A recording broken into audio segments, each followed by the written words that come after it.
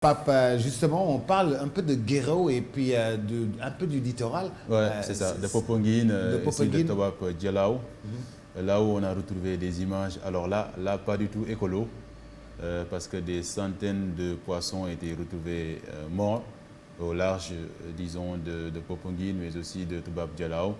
Alors des images qui ont, disons, qui sont devenues virales sur les réseaux sociaux, et qui ont vraiment secoué la toile, à telle sorte que même il y a Alioune Tine, qui est membre de la société civile d'Africa Jom Center, qui a demandé à ce que le ministère de l'Environnement puisse mener une enquête, parce que c'est anormal qu'on trouve des poissons. Voilà, Boubacar, ces images-là qui ont été tournées à Popenguine, avec un agent de Nebadaï, de l'association Nebadaï, où on voit des centaines de poissons retrouvés Et morts. c'est pas ici seulement, c'est à Popenguine, c'est à À Guéréo, Toubab Dialaw. c'est à Toubab Dialaw. Exactement. C'est partout. Partout un peu. sur le... On a l'impression que c'est finalement une mortalité soudaine, une surmortalité soudaine, devrais-je dire, où on retrouve vraiment des poissons qui sont morts à Toubab Dialaw, à Popenguine, mais aussi à Guéréo. Et là, les gens s'interrogent, quoi. Pourquoi subitement on retrouve comme ça des poissons morts sur nos côtes? Et il y a beaucoup d'hypothèses qui sont dégagées. Et là, ce qui est plus grave, les populations ne comprennent pas parfois pourquoi ce phénomène-là arrive. Et c'est la raison pour laquelle on a été alerté par l'agent de l'association Nebadaï, parce qu'on a eu à recevoir Jean Gob de l'association Nebadaï, qui ont plusieurs militants dans différentes zones du pays, y compris à Popenguine. Et il nous explique qu'il y a certaines personnes qui commencent à consommer ces poissons-là.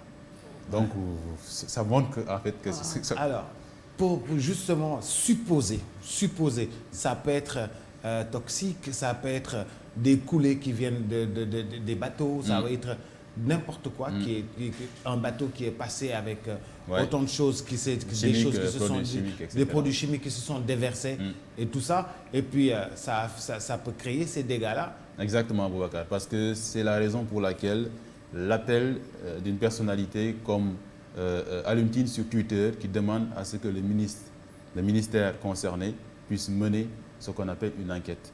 Parce que quand ça se passe en Europe, ça s'est passé en Espagne, aussi en France, on voit automatiquement des gardes-côtes ou bien des personnes vraiment concernées qui viennent. Les laboratoires d'analyse qui viennent prélever.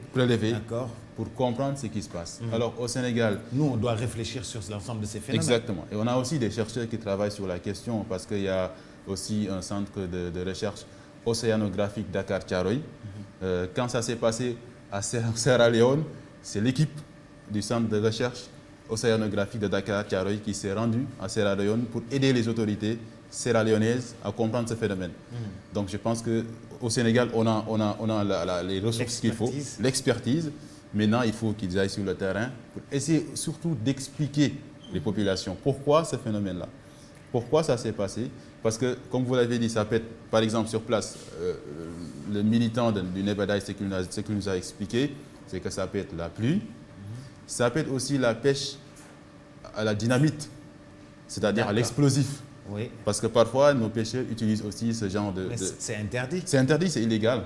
Ouais. C'est illégal parce que ça détruit la mer, ça tue les poissons et ça peut amener aussi ce genre de dégâts-là. Mais aussi, quand il y a des activités, disons, industrielles aux alentours... À grande échelle. À grande échelle. Des activités industrielles à grande échelle aux alentours. Ça peut amener ce genre de dégâts-là.